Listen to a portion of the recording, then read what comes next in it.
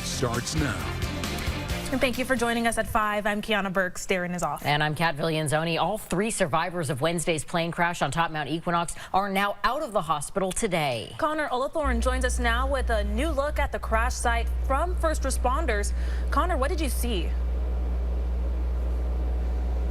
Yeah, good evening, Kiana and Kat. According to the FAA, the plane is registered to a John Murphy of Baltimore. Unofficial flight radar shows that's exactly where the plane took off from, though we still aren't sure where it was going or who was piloting it at the time of the crash. New York crews, who were some of the hundreds that rushed to the rescue, described the situation as unlucky.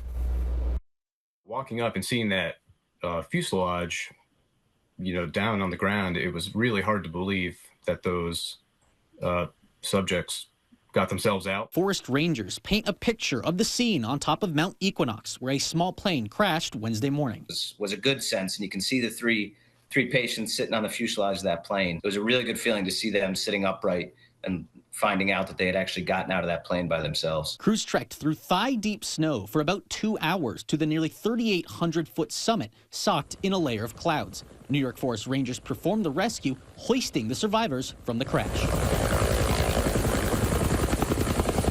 I think they were a little uncomfortable having to get back into an aircraft after the experience that they just had.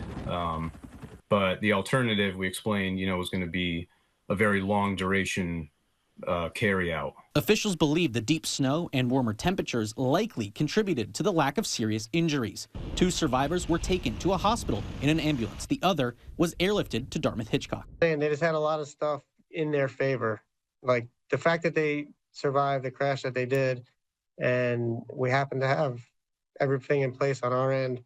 Plus, they were far enough down off the top of the mountain that we were right up against the clouds. If they were a little higher up the mountain, we wouldn't have been able to access them.